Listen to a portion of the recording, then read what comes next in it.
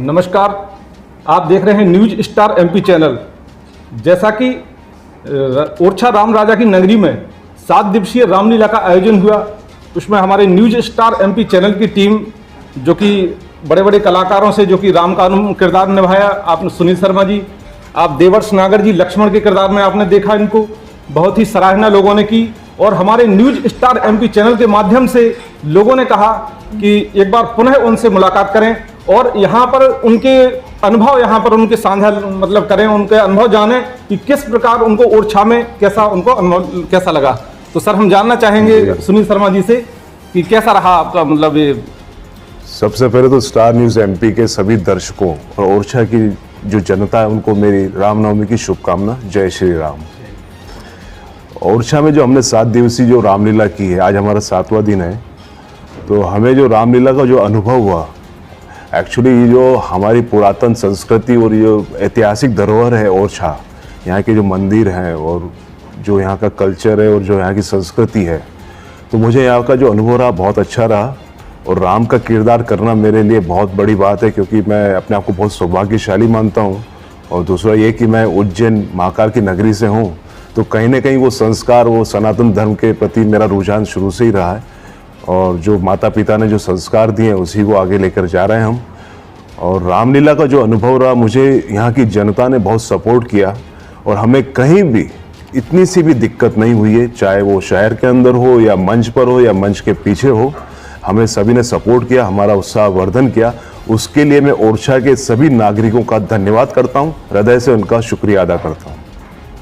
निश्चित ही चाहेंगे सर ओरछा में आप और भी आपका मन करेगा और आने के लिए, तो क्या ऐसा आपके विचार? अभी जहाँ तक है कि हम लोग जैसे अभी मीडिया से मिलते हैं और हम सोशल मीडिया में भी थोड़े एक्टिव हैं, तो कहीं ना कहीं हम जब पोस्ट डालते हैं और ओरछा का हम जिक्र करते हैं तो लोगों का एक उत्सुकता बढ़ी कि ओरछा कहाँ है। एक्चुअली राम जन्मभूमि अयोध्या में, ये सभी को पता है, पर ओरछा जो राजा राम की राजधानी है उसके बारे में बहुत कम लोगों को पता है। तो इस रामलीला के माध्यम से हम लोगों तक ओरछा को लेकर जा रहे हैं, राम राजा की जो राजधानी उसके बारे में बता रहे हैं। और मुझे अब लगता है कि काफ़ी लोग इस चीज़ से अनुभव कर रहे हैं कि ओरछा राम राजा की राजधानी है, और मुझे लगता है ये एमपी का अयोध्या है। जी जी, बिल्कुल बिल्कुल। जैसे यूपी का अयोध्या है राजा राम का, वैसे अब मुझे लग रहा है ये अनुभव हुआ कि जो हम 7 दिवसीय जो यहाँ रामलीला की, उसके बाद मुझे लग रहा है कि आने वाले टाइम में लोग एमपी की अयोध्या ओरछा को बोलेंगे। जी जी। जो आपने राम का किरदार निभाया है जी, हो सकता है आपने कई बार और निभाया हो जी। ओरछा में आपके लिए चुनौतीपूर्ण रहा कि सहज रहा? सच बोलो तो मेरे लिए बहुत सहज रहा, क्योंकि मैंने तेलुगु में राम किया था किरदार ईटीवी के लिए, रामोजी राव जिसके प्रोड्यूसर थे और डायरेक्टर थे बापू सर, श्री भागवतम करके सुपर हिट शो था और बहुत बड़े लेवल पर शूट किया था। उसमें मैंने राम किया था और विंदु दारा सिंह ने हनुमान और पुनीत जी ने उसमें रावण किया था, तो बड़े लेवल का शो था। मगर यहाँ पर ये जो स्टेज का और ये मंच पर रामलीला करने का ये मेरा पहला अनुभव है। इसके लिए सोशल मैंने थिएटर किया है, पर रामलीला में स्टेज पर राम का किरदार करना मेरे लिए काफ़ी चैलेंजिंग था, क्योंकि मुझे उसका अनुभव नहीं था। क्योंकि आप जब किरदार करते हैं तो आप मंच के पीछे हैं, आपकी एंट्री आती है, आपको इस मंच से उस मंच पे जाना है, और रीटेक नहीं है, इसमें रीटेक नहीं है, क्योंकि डायरेक्ट आप ऑडियंस दर्शकों के सामने हैं और आप जो कर रहे हैं वो आप डायरेक्ट कनेक्ट करते हैं उनसे, तो आपका जो वाइब्रेशन है उनको कनेक्ट करना चाहिए। और टीवी में और फिल्म्स में ऐसा नहीं है, वो वहाँ पर दर्शक नहीं होते, वहाँ कैमरा होता है। तो अभी हम पब्लिक से जो ऑडियंस है, हम डायरेक्ट दर्शकों से जब कनेक्ट होते हैं तो उनका जो रिएक्शन आता है वो हम यहाँ महसूस करते हैं और उसी का सामने रिस्पॉन्स दिखता है। अब जैसे राम का किरदार किया मुझे, तो एक्चुअली मैं मेडिटेशन भी करता हूँ, थोड़ा ध्यान में रहता हूँ, तो मेरे लिए थोड़ा सहज भी था। पर सबसे बड़ी बात यह कि इस शहर ने अपने आप मुझे सहज कर दिया। बहुत शांत और शालीन लोग हैं, मिलनसार हैं और उत्साहवर्धन किया इन्होंने। और ओरछा के लोगों के लिए तो मैं इतना ही बोलूँगा, बहुत सरल और बहुत सहज है। और एमपी वाले तो वैसे भी है, तो क्योंकि मैं भी एमपी से ही हूँ। ओरछा के युवाओं के लिए, जैसे आप तो प्रेरणा स्रोत हैं जी, तो उनके लिए कोई संदेश देना चाहेंगे? उनके लिए एक ही संदेश है कि हमारे जो सनातन धर्म है और हमारी जो ऐतिहासिक धरोहर है, जहाँ यहाँ पर जो मंदिर हैं, हमें उनकी स्वच्छता रखना चाहिए और हमारी आने वाली पीढ़ी के लिए उन्हें सहज कर रखना होगा हमें। क्योंकि न्यूज विरासत स्टार में हम एमपी के लिए यही सब ओरछा से चीजें कैमरामैन छोड़ के ऋषिकेश जाने वाले खेबरिया, हैं। दीपेंद्र तो ये पचौरिया हमारा के फर्ज है, ये साथ हमारी राजीव ड्यूटी है गुप्ता, डीके कि अहरवाल हम की अपनी संयुक्त धरोहर रिपोर्ट। और जो हमारी जड़ है उसको मजबूत रखें, जो हम आने वाली पीढ़ी को देकर जाएं। और एक मैं चाहूँगा कि यहाँ पर पर्यावरण थोड़ा सा बढ़ाना चाहिए, तो लोगों को वृक्ष वगैरह लगाना चाहिए और पर्यावरण के बारे में थोड़ा अवेयर होना चाहिए। बाकी साफ़ सफाई बहुत है यहाँ पर, स्वच्छता है, और युवाओं को यही बोलता हूँ कि जो हमारे माता पिता हैं उनके जो संस्कार उन्हें आगे लेके चलिए, और क्योंकि हमारी संस्कृति ही हमारी ताकत है। और सनातन धर्म, हमारा जो धर्म है पूरे विश्व में सबसे बड़ा सनातन धर्म है, और इसके प्रति हमें हमेशा उसको आगे ही लेके जाना है। और उसके लिए हमें बस अपने बच्चों को संस्कार देना है कि हम, ये हमारे राम हमारे विरासत है, राम ही हमारे सब कुछ है। आज राम नवमी का दिन है, भगवान राम राजा की नगरी में आप लोग हैं और इतने दिनों तक यहाँ पर रहे आप लोग, और निश्चित ही कि आज आखिरी, जैसा कि आज दीपोत्सव आखिरी पर्व है यहाँ पर, दीपोत्सव में आपका भी एक दीप जलेगा, यहाँ पर आप जलाएंगे, तो इसके बाद आप जाएंगे यहाँ से, मतलब तो निश्चित ही यहाँ के लोगों को बुरा लगेगा। आपके दिल में भी थोड़ा लगेगा कि ओरछा के लोगों को हम छोड़ के जा रहे हैं, राम सरकार की नगरी से जा रहे हैं, तो इसके बारे में सर आप एक्चुअली सच बोलूं तो कल जब मैं इनको बोल रहा था कि अभी तो है अपना, पर इन्होंने नहीं, कल हमारा लास्ट डे है जी जी, तो बड़ा इमोशनल है, क्योंकि अब हमारा रोज का एक रूटीन बन गया कि सुबह आना, रात को रिहर्सल करना, उसके बाद वापस मंच पे जाना, फिर लोगों से मिलना, तो एक चेंज हो गया था हमारे अंदर, पूरा भावनात्मक जुड़ाव हो गया। और एक मैं हमारी जो रंगरेज संस्था है उज्जैन की, उनको मैं धन्यवाद देता हूँ, और हमारे जो मध्य प्रदेश के सीएम है शिवराज सिंह जी चौहान, उन्होंने इतना शानदार प्रोग्राम हमारे संस्कृति विभाग ने करवाया और हमें इसके लिए चुना, राम की भूमिका के लिए मुझे, उसके लिए मैं हृदय से उनका धन्यवाद करता हूं। और मध्य प्रदेश की जो गवर्नमेंट है उनका भी धन्यवाद कि उन्होंने बहुत अच्छे तरीके से, सुचारू रूप से, बहुत अच्छे से उन्होंने कार्यक्रम की जो बनाए रखा, उसके लिए शुक्रिया।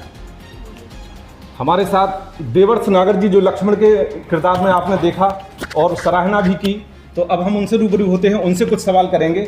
हमारे देवर्ष नागर जी, तो सर लक्ष्मण के किरदार में ओजस्व, जैसा कि इनका किरदार आपने देखा, बीच में गुस्सा आना और अपने जैसा किरदार रहता है लक्ष्मण जी का, वैसा इन्होंने बखूबी निभाया। इसके लिए पूरी जनता ने, क्या ओरछा नगरी के अलावा भी जो हमारे चैनल के माध्यम से दर्शक देख रहे हैं, उन्होंने भी कई बार फोन लगा के क्या बहुत अच्छा किरदार यहाँ पर हो रहा है, और रामलीला की विशेष सराहना यहाँ से की जा रही है। तो आज हम उनसे फिर से पुनः रूबरू हो रहे हैं। देवर्ष नागर जी, जैसा कि स्टेज सिंगर भी हैं, बहुत अच्छे गायक कलाकार भी हैं, और आज सर आपने लक्ष्मण किया, आपने कैसा लगा सर आपको? Happy Ramnavami to all of you, media को थैंक यू सो मच।